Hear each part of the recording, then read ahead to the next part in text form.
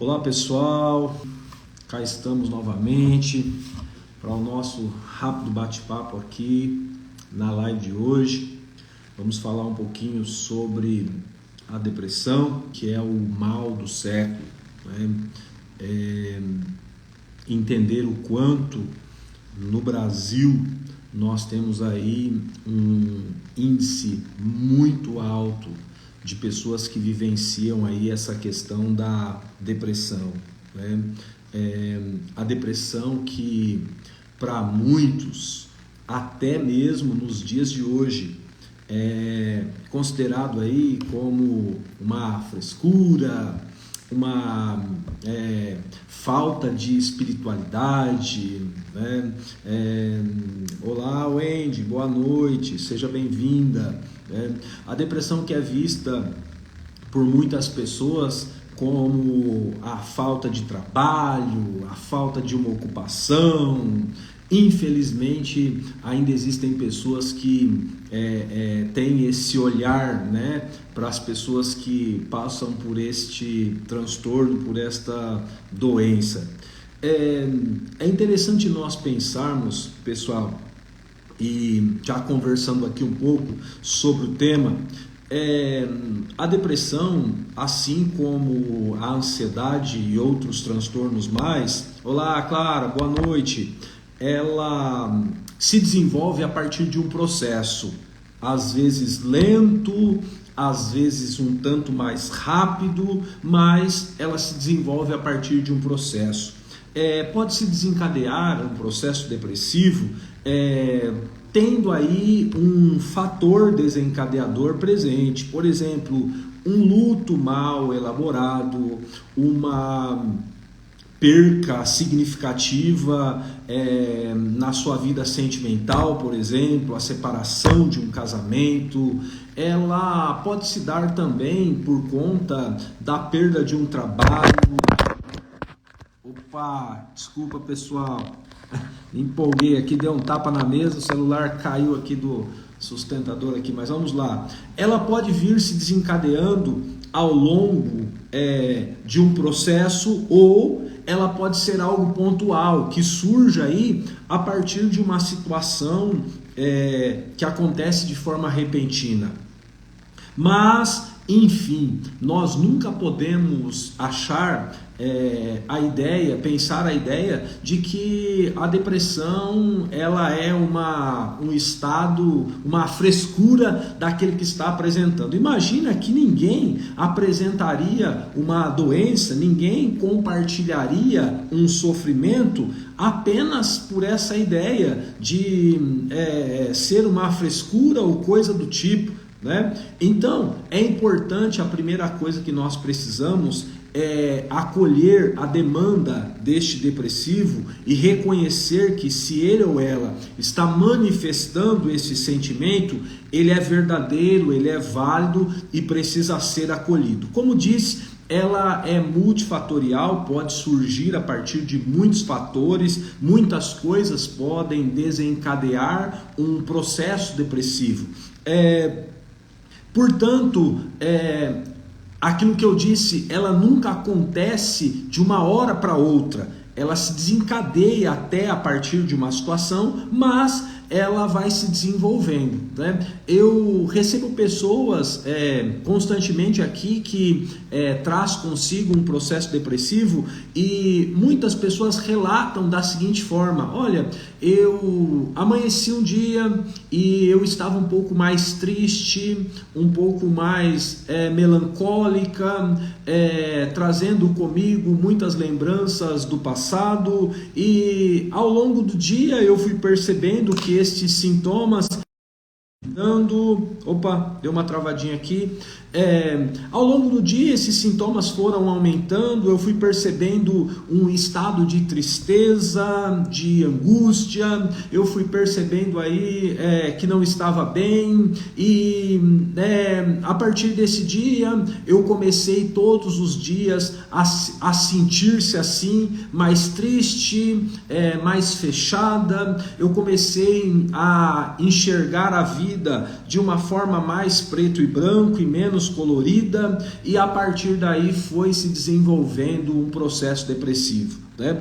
Eu tenho pessoas, por exemplo, que já se apresentaram num processo depressivo por uma perda significativa que levou a um estado de desesperança, né? Outras pessoas que trazem consigo um passado e ao longo desse passado viveram situações traumáticas e estas situações desencadearam um processo depressivo. Enfim, inicialmente pensando, levando você, ouvinte, a pensar como é que esse processo depressivo ele vai ou pode ir se desencadeando ao longo dos dias na nossa vida. É sempre bom também nós conhecermos os sintomas depressivos. Existem muitos, mas eu quero me ater em alguns aqui para que você entenda bem isso. O primeiro sintoma, ou o sintoma que eu acho mais significativo dentro de um processo depressivo, é o quanto a pessoa está ligado a coisas que aconteceram no passado. É o quanto essa pessoa passa a dedicar tempo pensando em coisas que já vivenciaram aí no seu passado. É o quanto no presente dessa pessoa está o passado, né?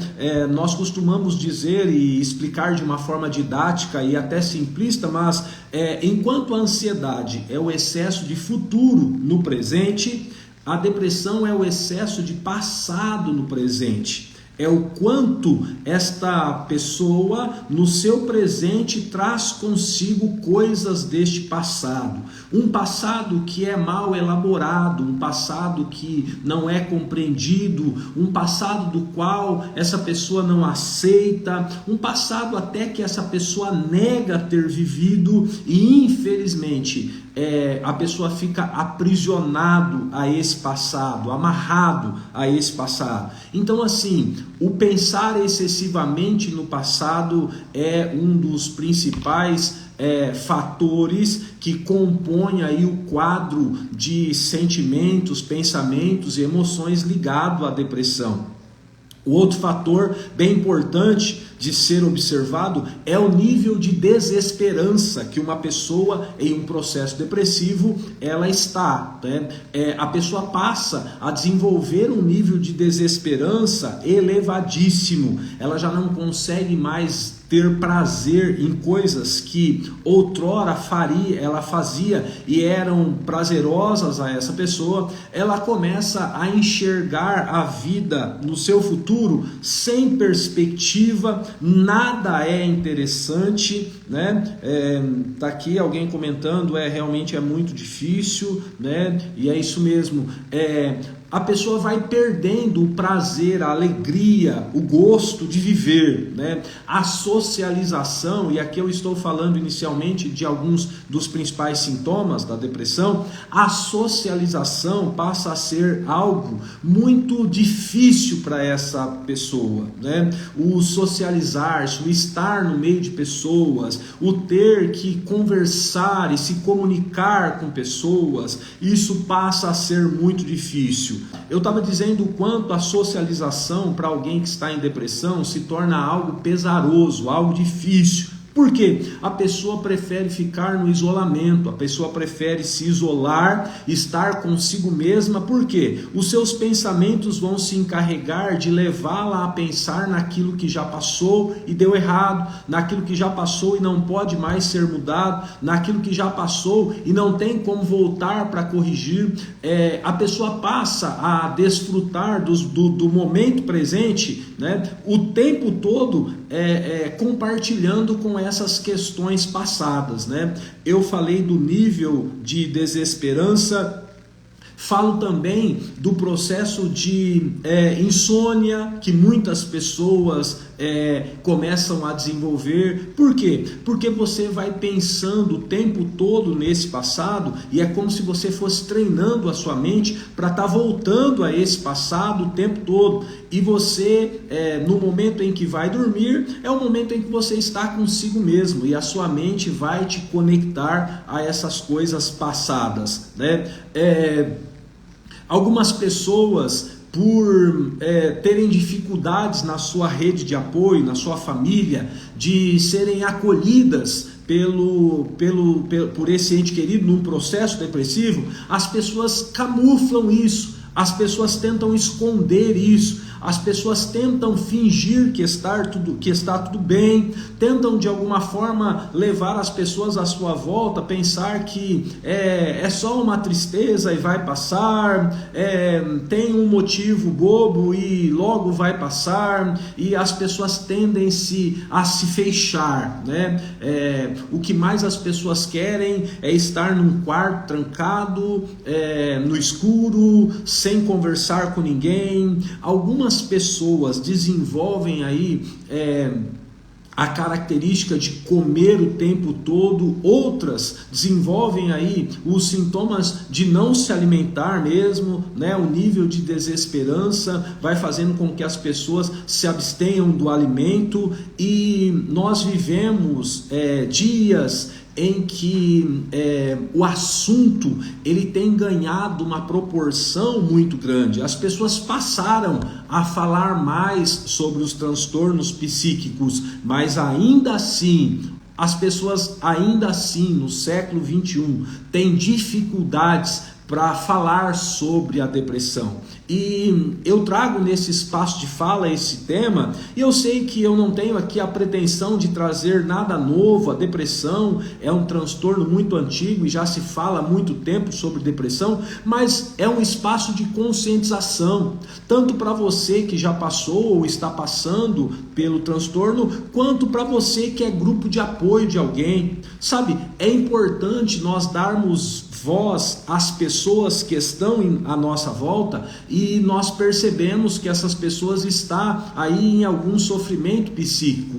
É importante nós acolhermos estas pessoas e dar a elas a oportunidade de compartilhar sobre aquilo que elas estão sentindo, aquilo que elas estão pensando, quais são as emoções que elas vêm tendo aí ao longo dos seus dias. Por quê? Porque a primeira coisa que nós precisamos é que este depressivo, ele reconheça que precisa de ajuda. Ele reconheça que ele não pode passar o resto dos seus dias tendo aí estes sintomas da depressão.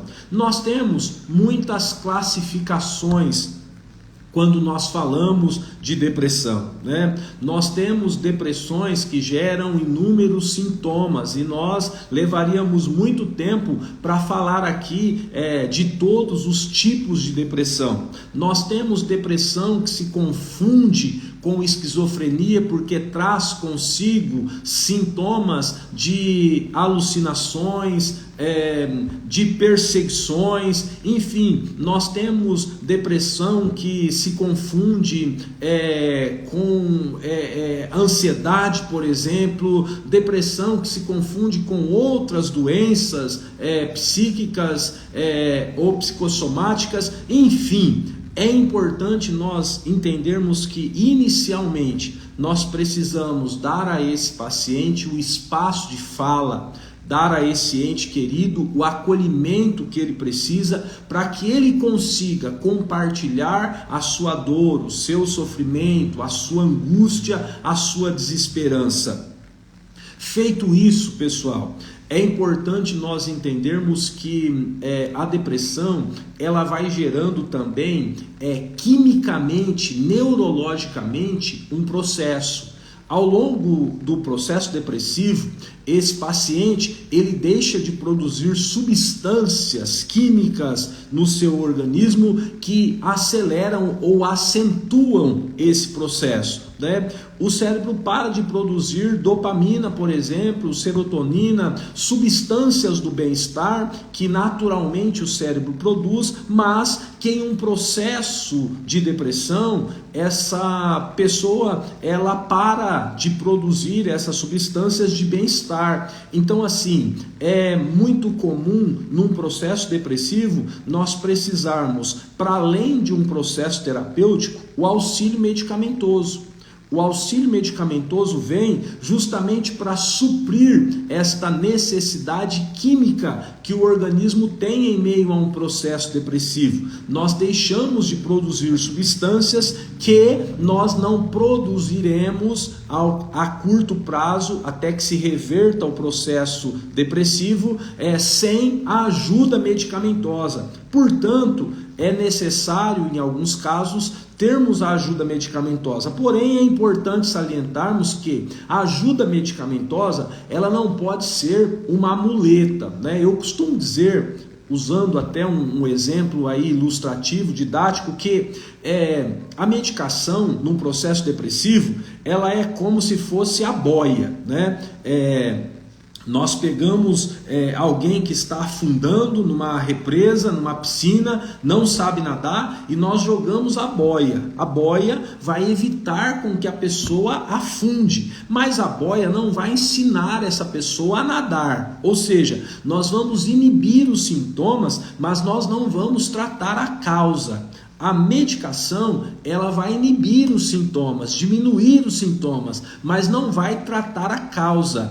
É no processo terapêutico que nós vamos compreendendo, através do autoconhecimento, quais são as causas geradoras deste processo depressivo. É por isso que tem muitos pacientes que entram em um processo depressivo e passam a se medicar e, inibindo os sintomas, não procuram tratar as causas e aí passam a ser dependentes de uma medicação. Fala aqui para mim nos comentários se você conhece alguém que é dependente de uma medicação para depressão.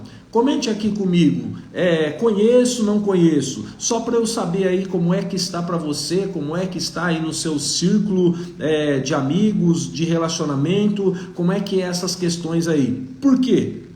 As pessoas passam a usar a medicação e as pessoas simplesmente se esquecem de tratar os sintomas da depressão. Olha ali, conheço alguém, é isso. Automaticamente inibiu-se os sintomas, a pessoa não procura mais tratar. E aí entra aquilo que eu digo de um estereótipo que se cria. As pessoas pensam na ideia de que eu tenho depressão, eu tenho que tomar remédios para o resto da minha vida. E não necessariamente você tenha que passar o seu processo depressivo dessa forma. Por quê? Porque você vai em alguns momentos precisar da medicação para que você não afunde, a medicação te estabilize, e o processo depressivo vai fazer com que você lide com as causas e lá na frente você comece o desmame desta medicação para que você siga aí a sua vida sem carregar para ao longo dos anos estes sintomas depressivos. Muito bem, pessoal. E aí, o que é importante nós termos em mente quanto ao tratamento de um paciente depressivo? A primeira coisa que nós precisamos é, como eu disse inicialmente, acolher esse paciente. Segundo, a depender dos casos, nós vamos precisar de uma ajuda medicamentosa. E terceiro, nós vamos precisar dar condições a esse paciente para que ele tenha acesso a um tratamento, a um processo terapêutico, a um auxílio para que ele aprenda a lidar com essa depressão, não só a buscar ajuda, mas que ele aprenda também quais são os caminhos para ele diminuir e até eliminar os sintomas da depressão. Hoje, nós temos dentro de um processo terapêutico aquilo que eu chamo de ressignificar alguns pensamentos, ressignificar algumas situações. O que fazemos ao longo do processo terapêutico? Nós voltamos com esse paciente lá no processo que ele viveu e gerou nele este estado depressivo, e lá nós vamos ressignificando algumas coisas, né? Por exemplo, hoje eu estava dando aulas ali no ângulo, na escola em que eu leciono, um projeto, Escola da Inteligência, e nós estávamos falando sobre algumas coisas que são importantes dentro desse processo de ressignificação. Por exemplo, aquilo que nós falamos sobre a ideia de ninguém poder oferecer aquilo que não tem. Ou seja, às vezes nós criamos expectativa de que uma pessoa vai entregar a nós algo que ele não tem, algo que ela não tenha. Por exemplo, a filha entra em um processo depressivo por achar que o pai não lhe ama, porque o pai não é carinhoso, porque o pai não tem o toque, a afetividade através do toque. Mas é importante pensarmos que talvez esse pai, lá no contexto familiar dele, com os pais dele, ele nunca teve esta demonstração de afetividade através do abraço, através do beijo, através do carinho, da afetividade. Ele aprendeu que ser pai é não deixar faltar nada, é de alguma forma auxiliar na medida do possível, e não quer dizer que esse pai não goste dessa filha. E aí é a expectativa dessa filha que também precisa ser trabalhada, entendendo que esse pai não vai oferecer para ela aquilo que ele não tem, aquilo que não foi construído nele. É isso. Às vezes se entra num processo depressivo por se criar expectativas demais nas pessoas. E aí o que nós fazemos dentro de um processo terapêutico? Nós ressignificamos isso. Nós diminuímos essa expectativa, automaticamente nós vamos buscar o controle da frustração e nós vamos colocar esse paciente para um estado de esperança. Então, assim, dentro do processo terapêutico nós temos várias ferramentas e a ressignificação é uma delas, para nós levarmos esse paciente a sair deste estado depressivo, a sair deste nível altíssimo de desesperança. Uma outra coisa que nós ensinamos ao paciente num processo depressivo, num processo terapêutico para combater a depressão, é nós ressignificarmos também os nossos pensamentos. Por quê? Em meio a uma depressão, esse paciente ele vai ter constantemente pensamentos negativos e catastróficos. Pensamentos negativos e catastróficos. E dentro de um processo terapêutico, nós levamos o paciente a ter a capacidade de questionar esses pensamentos e não ir absorvendo da forma com que esse pensamento vem esta situação. Nós temos ou desenvolvemos a capacidade de avaliar esses pensamentos. Nós vamos conversando com esses pensamentos para que nós não venhamos aceitar a forma negativa e catastrófica com que ele vem. Por quê? Porque isso vai aumentar o nosso nível de desesperança, isso vai aumentar o nosso nível de frustração. E quando nós vamos trabalhando os pensamentos e transformando eles de pensamento desfuncionais para pensamentos funcionais, nós vamos conseguindo também reverter este quadro depressivo. Nós vamos conseguindo trabalhar o nível de desesperança. Nós vamos colocando esse paciente para esta volta à vida novamente. Eu não tenho dúvidas que todos nós ou conhecemos alguém que já passou pela depressão, ou que esteja passando pela depressão, ou talvez você mesmo que está acompanhando aqui tenha passado ou esteja passando por este processo. É importantíssimo, pessoal, nós reconhecermos o quanto a depressão ela é uma doença e precisa ser acolhida como tal. É interessante que, se você for ao cardiologista, por exemplo, e ele disser que você está com um problema no seu coração e que você vai precisar fazer um tratamento e que você vai precisar tomar medicação e tudo isso, isso é facilmente aceitável, tanto pelo paciente quanto pela sua rede de apoio. Mas quando se fala de um transtorno psíquico como a depressão, as pessoas por vezes têm a dificuldade de aceitar tanto a questão da doença como a questão de um processo de busca para a melhora ou a diminuição destes sintomas. E esta aceitação ela precisa acontecer tanto por parte do doente quanto por parte da rede de apoio que está à sua volta. E sim, pessoal, sim, é possível nós revertermos um quadro depressivo e dar a esse paciente novamente a qualidade de vida que ele merece. Entenda que quando nós falamos dos transtornos, nós não estamos buscando a cura. Entenda que, olha, muitas pessoas me perguntam, depressão tem cura? Quando nós falamos de transtornos, o que é que nós buscamos para esse paciente? Nós buscamos dar a ele qualidade de vida, mas uma qualidade de vida que seja suficiente para que esse paciente não sinta mais os sintomas do transtorno. Isso é a cura que nós apresentamos para o paciente. E assim, por vezes o nível de desesperança leva o paciente a pensar que não tem mais jeito, que não tem solução, que não há o que se possa fazer. Entenda, há sim processos que irão auxiliar esse paciente a diminuir de tal forma estes sintomas da depressão que vão levar ele a conviver com uma vida aí de uma forma normal e tranquila, né? Um outro sintoma, e eu já concluo aqui, um outro sintoma muito comum dentro de um processo depressivo é a busca pelo suicídio. É por isso que um depressivo, ele nunca deve ficar sem uma rede de apoio, ele nunca deve, a depender do grau da sua depressão, administrar a própria medicação.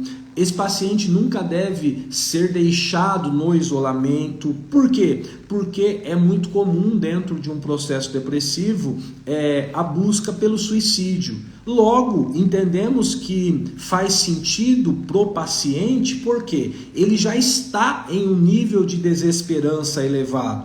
Ele já não está mais acreditando que ele pode voltar a ter uma vida normal, que ele pode voltar a ter aí o seu nível de esperança de volta. Então, esse paciente começa a acreditar nos pensamentos disfuncionais que levam ele a um nível de desesperança tão alto que não vai valer mais a pena viver. Então, o paciente com uma depressão maior, que nós chamamos, é aquela depressão que se estende para além de um ano e mais, é importante sempre que esse paciente ele seja acompanhado, ele tenha uma rede de apoio que compreenda a sua necessidade e o auxilie, tanto na busca pela ajuda quanto durante o processo, porque ele vai estar sempre pelo nível de desesperança, não querendo continuar o processo de tratamento, não querendo tomar a medicação, fugindo a todo tempo daquilo que ele precisa fazer para que ele venha a ser aí restaurado na sua saúde, no seu equilíbrio mental e emocional. Então a rede de apoio ela é fundamental na ajuda de alguém que está aí em meio a um processo depressivo. Pessoal, é isso. Nós precisamos sempre estar prontos a acolher as pessoas que estão em meio a esse processo, levando elas a acreditar que há possibilidades para reverter esse processo. E por último, sendo esta rede de apoio para esta pessoa, para que nós venhamos auxiliá-la na busca pela ajuda, para que ela venha reverter este quadro depressivo. Não espere de um depressivo ânimo suficiente para buscar ajuda, vontade o suficiente para se enganjar num tratamento ou num processo terapêutico, por exemplo. É você que, quando puder, precisa ser parte dessa rede de apoio auxiliando este depressivo. E para finalizar, quando você ouvir alguém que estiver falando sobre o nível de desesperança elevado, alguém que está idealizando suicídios, alguém que está se mostrando totalmente desesperançoso em relação à vida, olha, acolha esta pessoa, julgue menos e abrace mais, sabe, critique menos e acolha mais, ouça mais esta pessoa e, se você puder, direcione esta pessoa à busca de um auxílio. Encaminhe, seja alguém que apoie esta pessoa na busca por uma ajuda em meio a um processo de restabelecer aí o seu equilíbrio emocional, o seu equilíbrio psicológico, para que essa pessoa volte a ter aí a sua vida de volta. Depressão não é frescura, depressão não é brincadeira, depressão não é uma doencinha qualquer, é um transtorno psíquico que pode levar o paciente ao suicídio, à morte, ao desenvolvimento de outras doenças, a um fracasso emocional, cujo fracasso ele nunca mais se levante ou se restabeleça, e nós precisamos ser conscientes e responsáveis. Ok, pessoal? O meu muito obrigado a você que esteve aqui comigo, me acompanhando. Compartilhe dessas orientações aí com outras pessoas. Comente também aí nas minhas redes sociais sobre outros temas que você quer me ouvir falar aqui nesse espaço. E toda segunda-feira nós estaremos aqui para esse rápido bate-papo, ok? Um forte abraço, uma ótima noite, uma ótima semana para você e até a próxima segunda-feira. Valeu, pessoal!